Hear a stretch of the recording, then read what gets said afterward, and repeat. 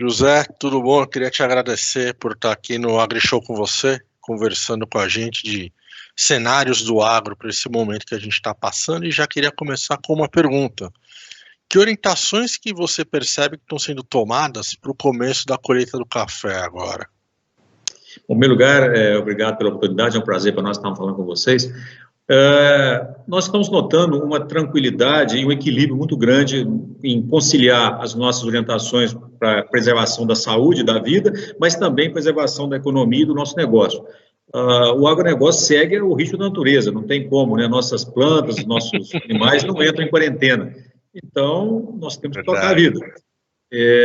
Temos já um isolamento natural, né, numa colheita de café, né, quando ela é feita manualmente, cada um dos colhedores fica numa rua, né, já uma distância mínima de 3,5 metros um do outro, né, então temos essa facilidade. Então, as orientações se concentram mais no deslocamento do pessoal até a fazenda, ou dentro da fazenda até a lavoura, as condições de higiene, né, que eles poderão ter de asepsia, tanto na chegada como na saída desse movimento, né?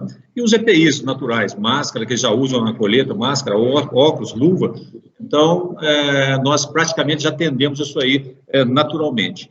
Agora, claro que no momento desse, nós estamos observando ainda mais as orientações que vêm lá do nosso Ministério da Saúde, também de cada governo municipal. Nós estamos observando os decretos municipais, para estarmos atentos, e estamos aí repassando isso, orientando os nossos produtores para que se engajem nessa nossa luta para atravessarmos a pandemia sem maiores problemas. Mas a gente vê com muito otimismo a condição nossa de estarmos bem preparados, tá? E conciliar a nossa economia principal da nossa região, que é o café, a colheita desse insumo, né, dessa commodity, com as recomendações da saúde. Estamos bastante otimistas.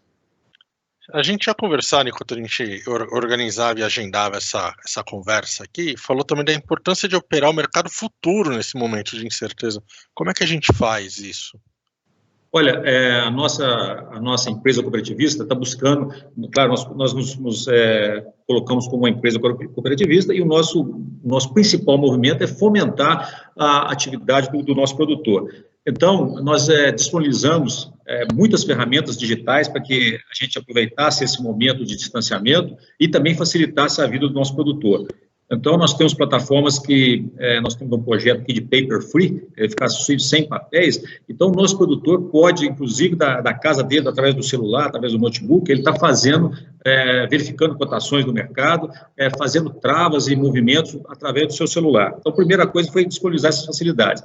E o momento, agora, nós estamos percebendo que para as commodities, de uma maneira geral, e principalmente o café, nós percebemos um aumento de demanda, não só no Brasil, como no exterior, e o movimento de utilizar o mercado futuro é muito importante para garantir a lucratividade do nosso produtor. Então, nós já temos eu diria, produtividade muito boa. O Brasil está na frente de todos os países concorrentes na produção de café, em termos de produtividade. Agora, vamos então fazer a nossa rentabilidade também aparecer, tá? Então, é importante nesse momento perceber as oportunidades que estão aparecendo, né? O café hoje está operando em alta, a bolsa, tivemos aí um andando de lado, mas com o preço do dólar está muito bom, já travando os mercados, no mercado futuro, travando parte da sua colheita e garantindo o seu custo com alguma rentabilidade, né? E ficando tranquilo para depois. Nós temos limites para que ele faça isso, né, pelo percentual da safra, mas é importantíssimo usar o mercado futuro para garantir a lucratividade que eu falei, e também para a compra de insumos. Nós podemos usar o barter, que já troca o insumo que ele vai usar na sua lavoura, através a troco do produto que ele vai produzir, e fica muito saudável essa relação. Então, recomendamos fortemente a utilização do mercado futuro, através de ferramentas, inclusive fáceis, que nós temos hoje. Ainda falando de futuro, vocês estão com alguma preocupação específica para quando as exportações voltarem, ou para quando a gente tiver uma retomada de negócios? Olha, para commodity café, só para ter uma ideia, né, em março agora nós batemos nosso recorde de embarque. Com toda a pandemia acontecendo, não tem nenhum porto parado para essa commodity, não temos dificuldade de containers, pelo menos até agora. Abril está se configurando da mesma maneira, tá? Então, estamos tranquilos. Pode haver alguma dificuldade, a gente pode entender que há a possibilidade de alguma dificuldade no segundo semestre, porque aumenta muito o nosso movimento, mas até agora não sofremos nenhum problema quanto a isso, tá? Os containers para café estão se movimentando normalmente no mundo, os portos estão abertos. Agora, em maio, por exemplo, embarcamos para Trieste, na Itália, que era o foco, né, da Covid-19. Não percebemos nenhuma dificuldade quanto a isso.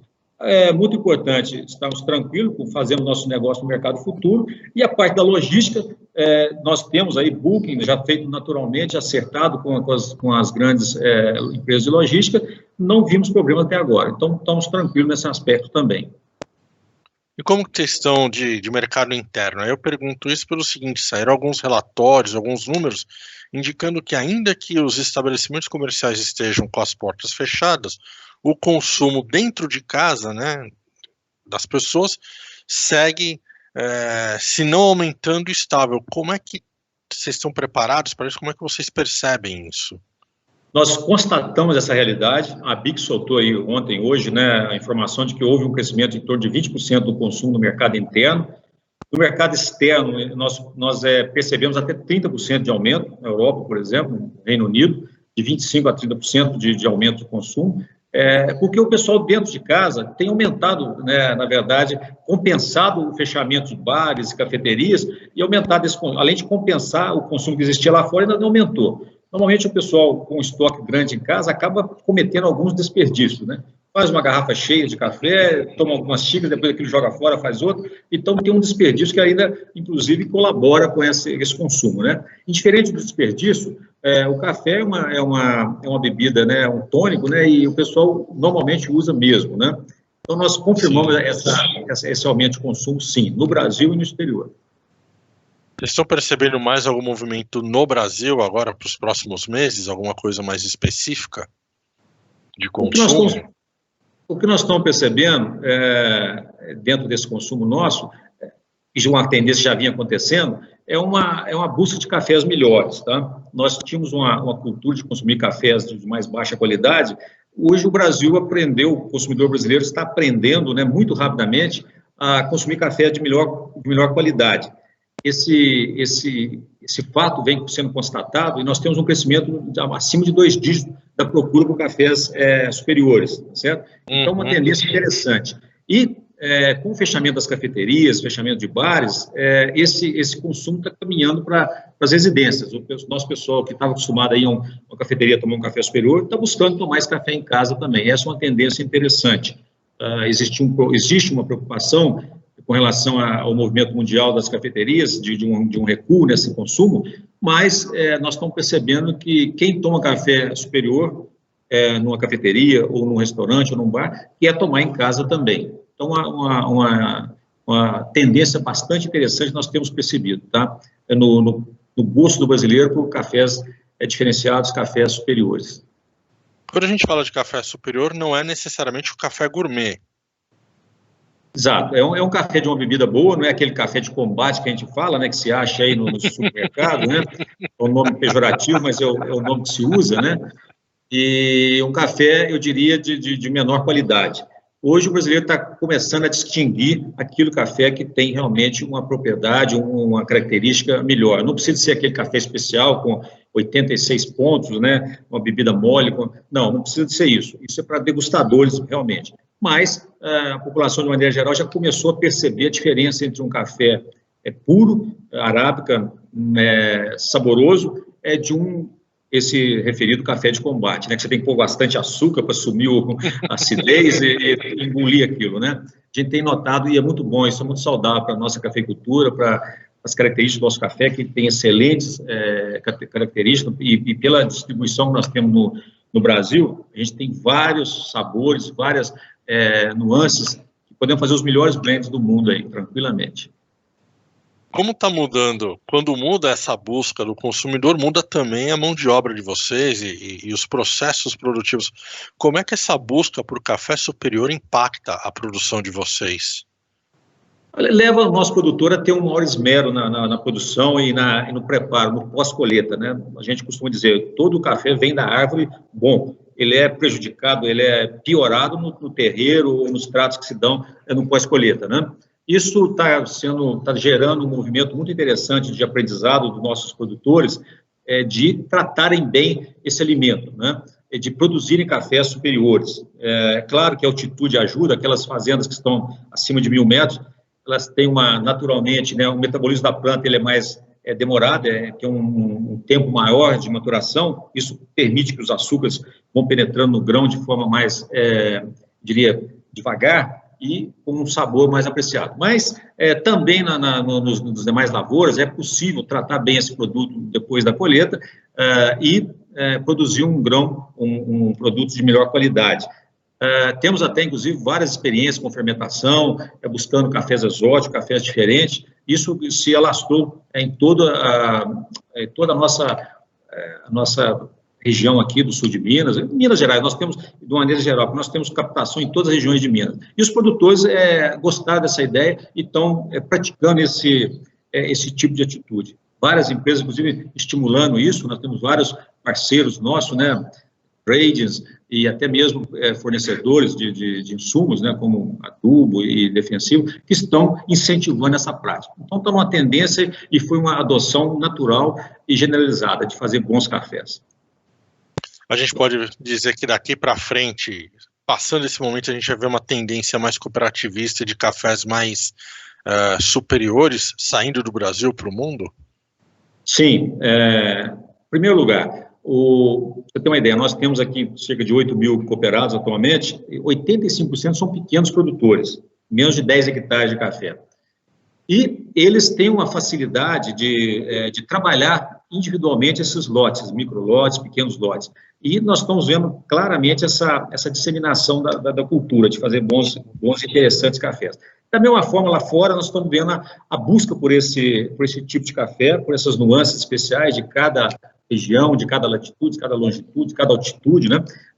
E como nós temos uma grande área, isso nos dá uma diferença competitiva muito interessante. Um outro fato também que está sendo muito difundido é a questão da rastreabilidade. Nós temos a condição de fazer isso, né? De todo mundo que está tomando o café lá fora sabe de qual fazenda que foi, de qual talhão, de quem produziu. A gente fornece essa condição para os nossos produtores e o nome dele que vai lá para fora. Nós praticamos só a logística de preparar esses lotes e de fazer a entrega do outro lado do mundo, na Europa ou na América do Norte. Isso está gerando um link muito interessante, né, de estar o mais próximo, nosso produtor, do seu consumidor final. Nós fazemos essa logística, tanto para a entrega do produto, como para a questão do recebimento financeiro, né, e isso encurta, inclusive, a distância entre o nosso produtor e o nosso consumidor final, dando um pouquinho mais de valor a esse produto aqui e um menor preço lá. Quando você faz esse comércio mais direto, tirando vários intermediários, você melhora para as duas pontas, né? E melhora para todo mundo, né? Sim. Eu tenho uma dúvida um pouco mais específica você acabou falando do tamanho dos seus cooperados. Quando a gente fala de logística, rastreabilidade, exportação, isso dá uma assustada em algumas pessoas. Como é que a gente prepara o pequeno produtor, né? No caso, você falou de mais de 80% dos seus produtores são pequenos, entre aspas. Como é que a gente prepara esse pessoal para rastreabilidade, exportação, para produzir algo melhor? Em primeiro lugar, uma correção. A nossa ministra já nos corrigiu uma vez. Vamos lá. São pequenos proprietários, mas grandes produtores, porque representam todas as dificuldades, exato. É só fazer uma correção do que eu tinha dito. Então, são pequenos, na verdade, proprietários, grandes produtores. O primeiro ponto disso aí primeiro, nós temos um mercado lá fora, claro, estabelecido. Então, a Minasul investiu muito nisso, na presença internacional. Nós temos hoje um escritório na América do Norte, nos Estados Unidos, nós temos na Europa e temos na Ásia. Na Ásia, em duas posições, no continente, na China, em Yuqing, perto de Shanghai, temos em Taipei, em Taiwan. Nos Estados Unidos, nós estamos ali na Flórida. Na Europa, tem muito bem localizado lá. Bom, então, o primeiro ponto é esse, estabelecer a nossa cabeça de ponte lá. Depois, a facilidade, instrumentos, né, inclusive condição tecnológica de fazer esse rastreamento, tá? De termos toda uma sistemática que nos dê essa rastreabilidade. Depois, é claro, incentivar o nosso produtor a ter essa identidade, né? Então, ele produziu um café com a origem definida, ele tem possibilidade de fazer isso, de estar colocando toda a história dele no QR Code, que vai junto com o café, ele sai daqui personalizado, com uma sacaria, com o nome da fazenda, e aí sim nós podemos fazer esse link, tá? Produzimos aqui possibilidades nós recebemos visita de nossos compradores lá fora, e damos a condição dele visitar a fazenda, dele conhecer de onde está saindo aquele café, e fazemos eu diria, esse contato, esse link entre o nosso produtor e o nosso consumidor, ou pelo menos o nosso torrador lá fora. Estabelecido isso, fica fácil depois de irmos multiplicando. Nós temos várias possibilidades de colocar lá na Europa, né, ou na Ásia, ou nos Estados Unidos, e aí sim nós podemos fazer o link funcionar de maneira tranquila, né? Essa forma nós estamos usando. Legal. José, eu queria te agradecer aqui por estar no AgriShow com você, conversando com a gente, dando esse cenário de produção de café. Lembrar quem está assistindo a gente de acessar o nosso canal digital.agrishow.com.br. Tem bastante material sobre produção de café, sobre cooperativismo. José, mais uma vez, muito obrigado. Espero te encontrar na AgriShow agora no segundo semestre. E sucesso para vocês aí da Minasul. Obrigado, vai ser um prazer encontrarmos lá. Grande abraço para vocês, obrigado pela oportunidade de estar participando com vocês. Eu que agradeço.